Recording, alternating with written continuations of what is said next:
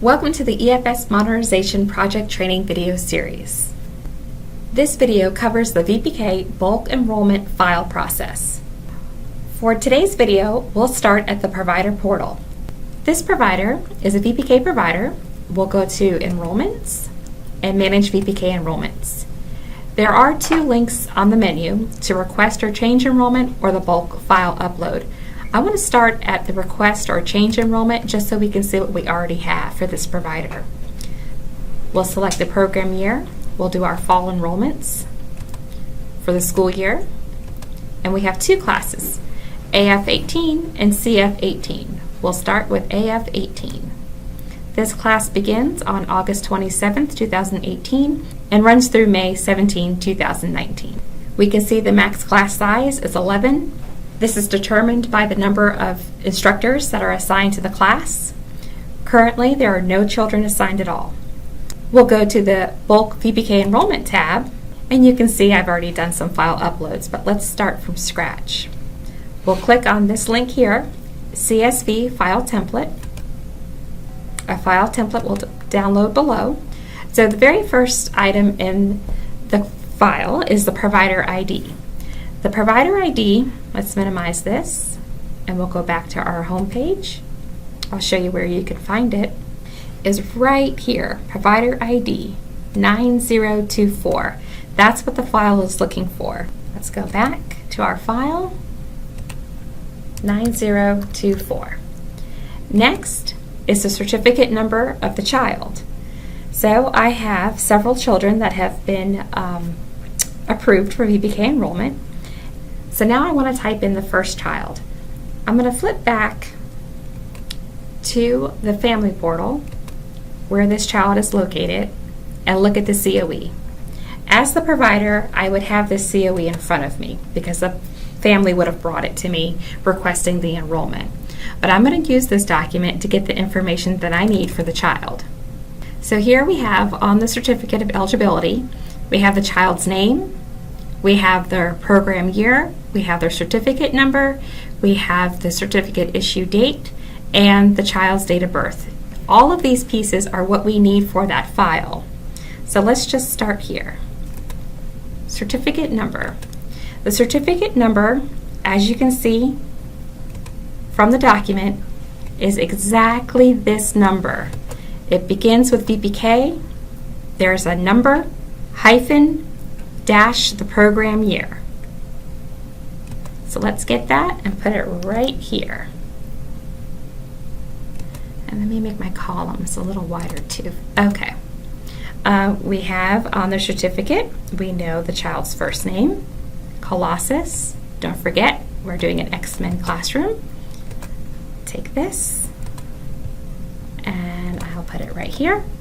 And the last name is Latham. And the date of birth is also on the certificate. It is right here.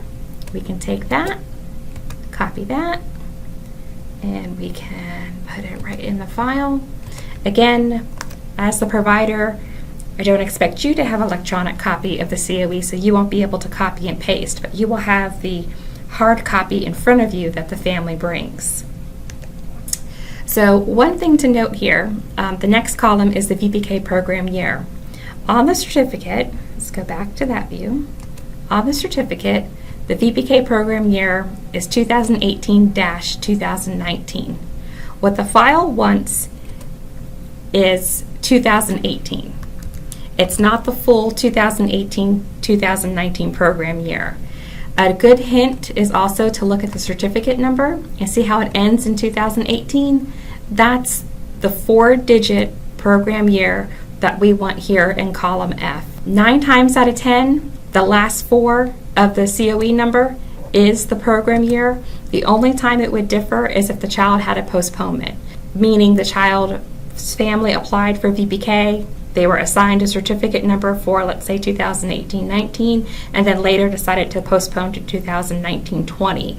In that case, their program year would be 2019, but their COE would still remain with 2018 because that COE number that was initially assigned to them is not going to change. So 9 times out of 10, the last 4 of that COE number is also the program year.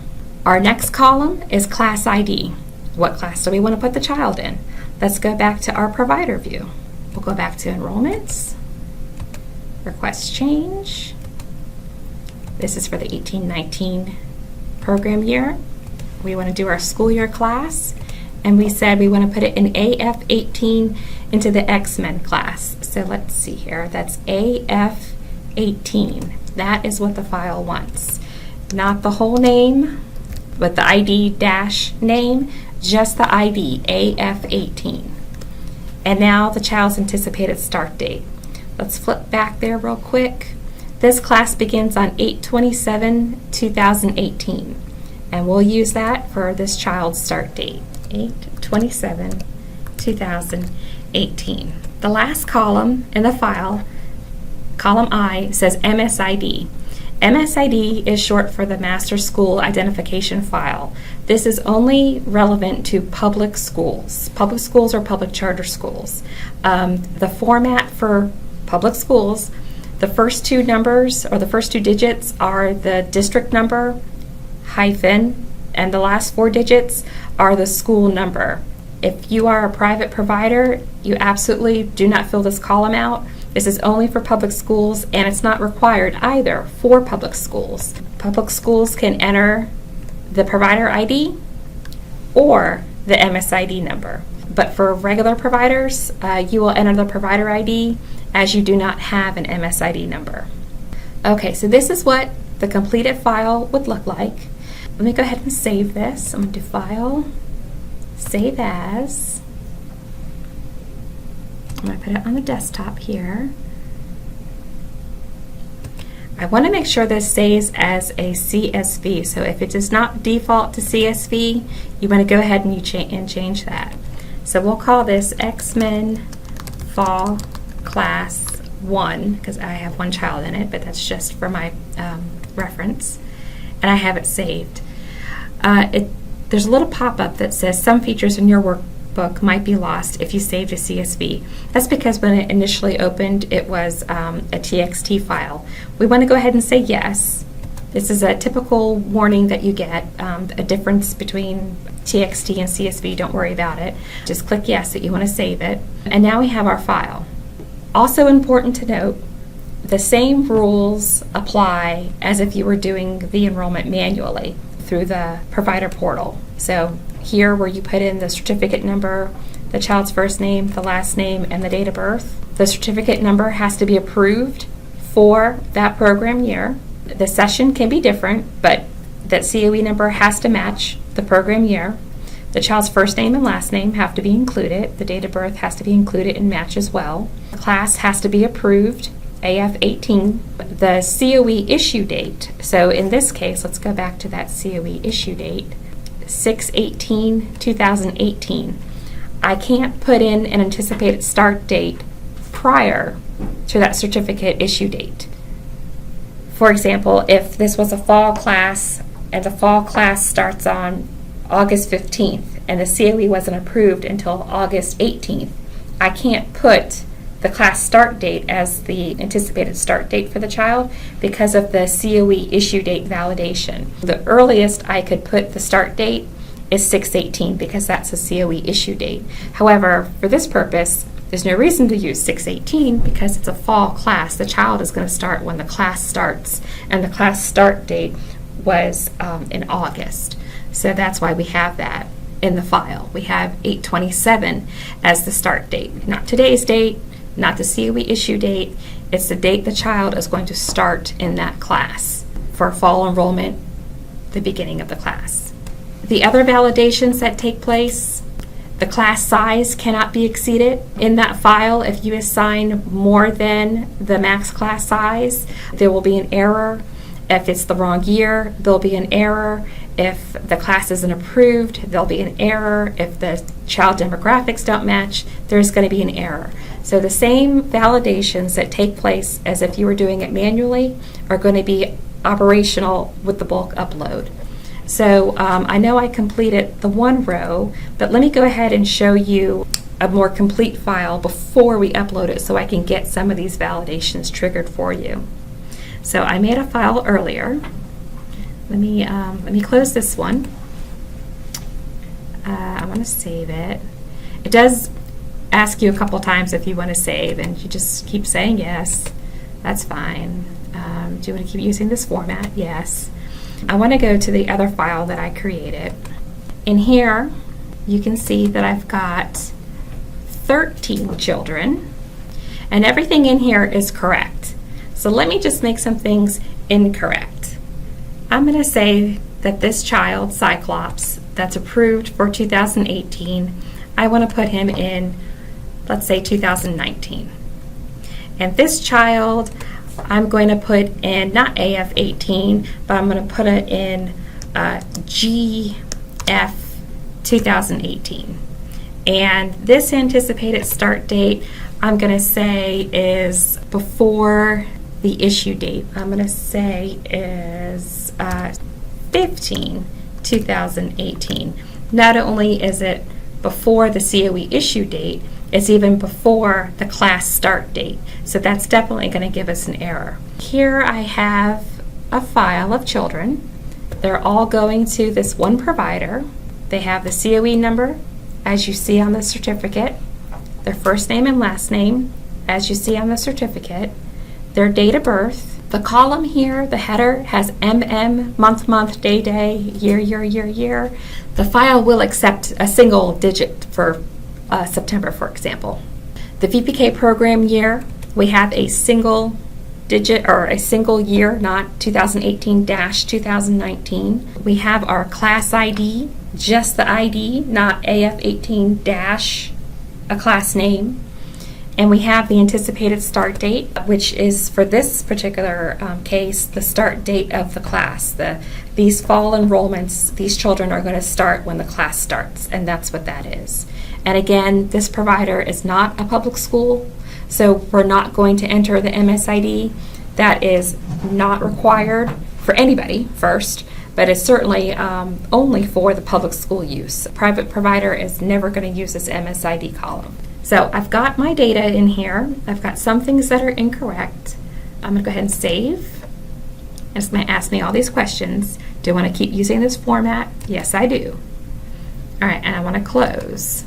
And it's going to say, do you want to save your changes?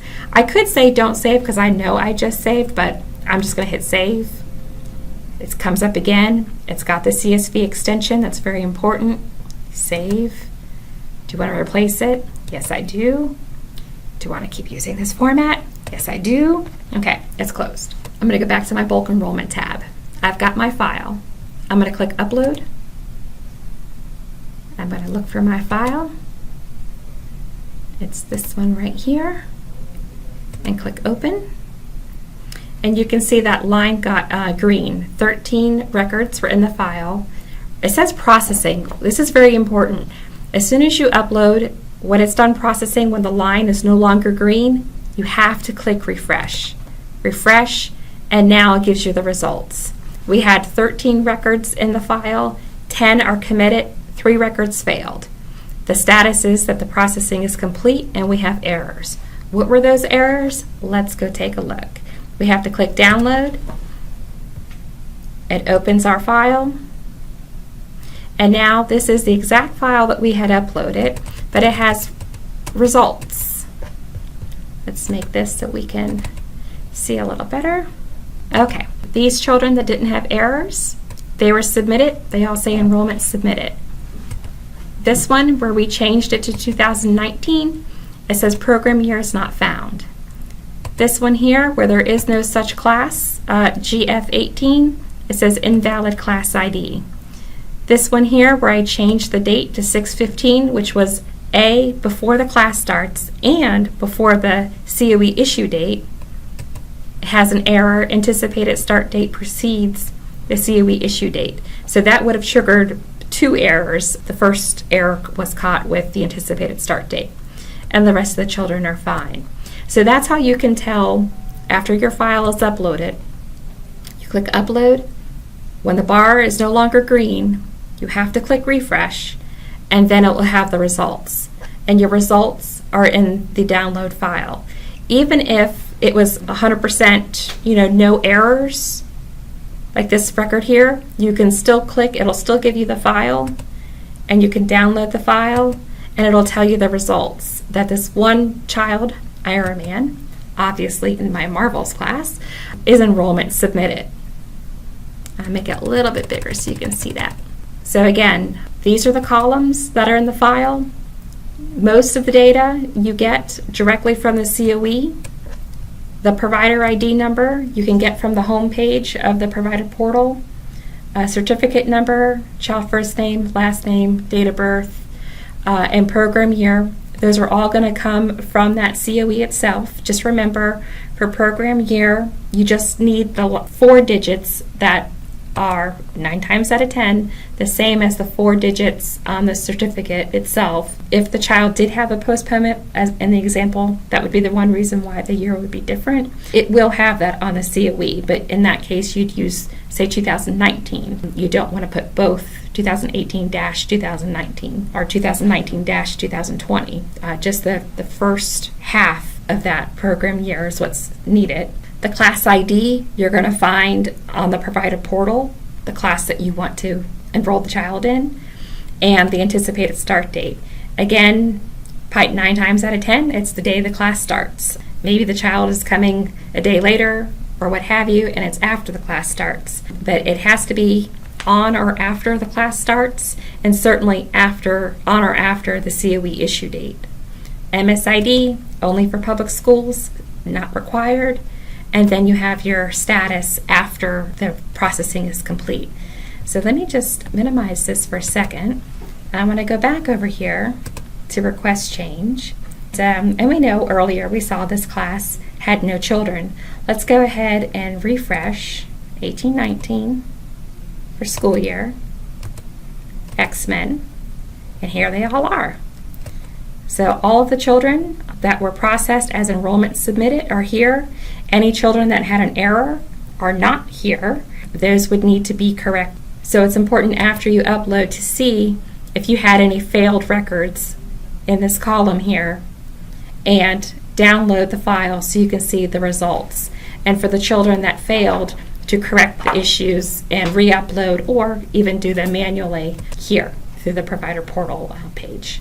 So here we can see the results of our file upload. All the children that were successfully uploaded now say enrollment submitted in the class. We did have 3 errors, so let's go take care of those 3 errors. And also, I believe I'm at 10 children in this class, so one of the children I'll put in this class, and the other 2 I'll put in my other class in CF18.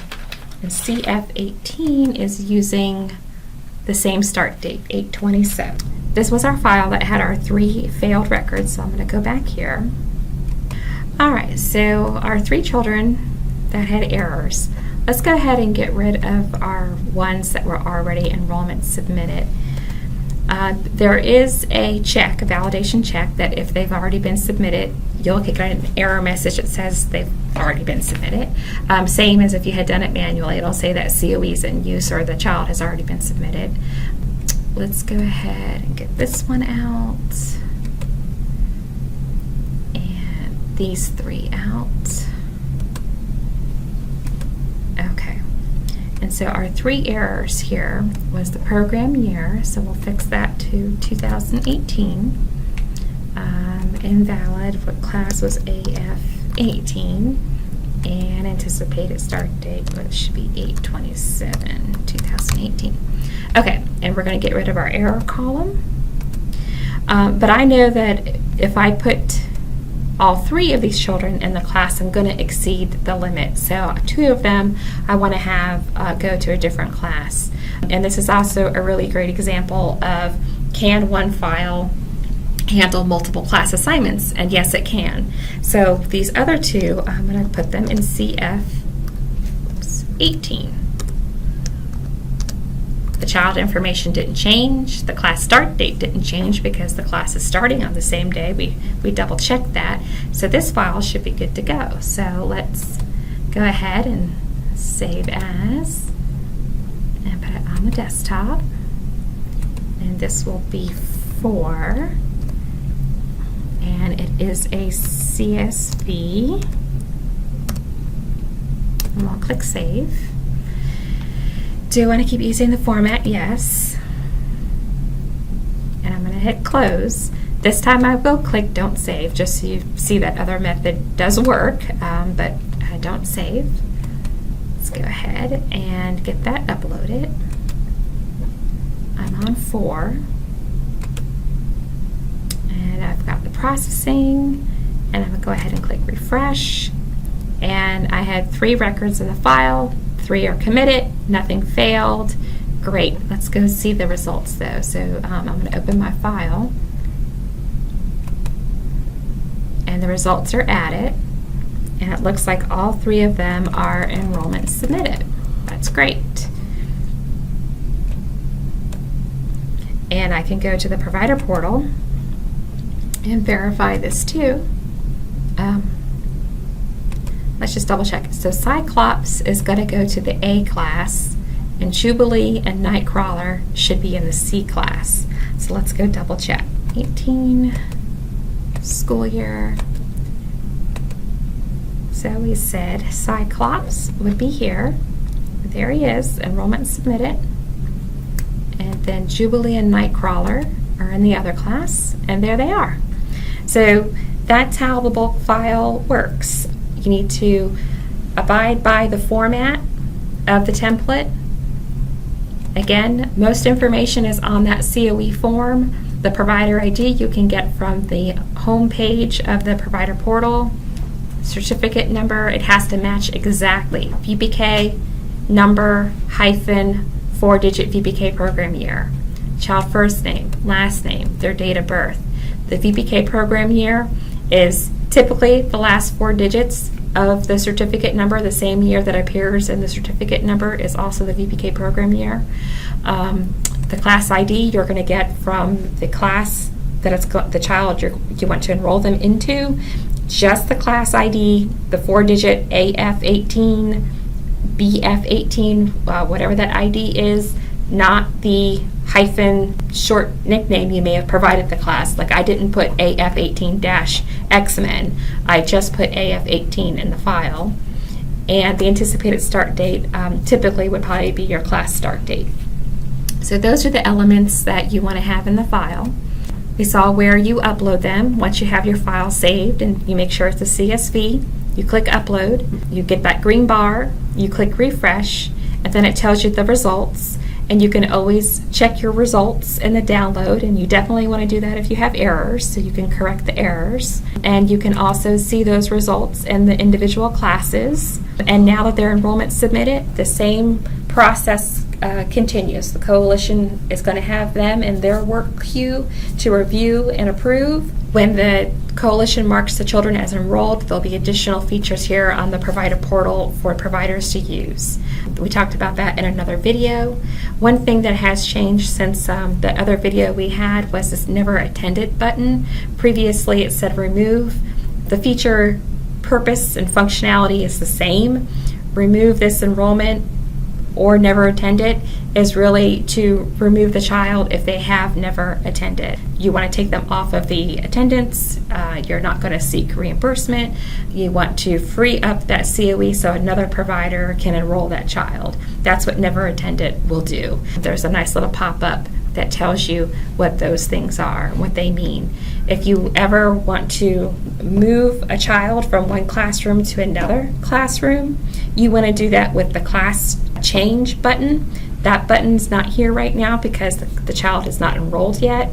If you wanted to end their enrollment where they were attending and you are going to seek reimbursement, but they have to leave, you want to use the terminate feature. Again, you don't have that available right now because the status is enrollment submitted.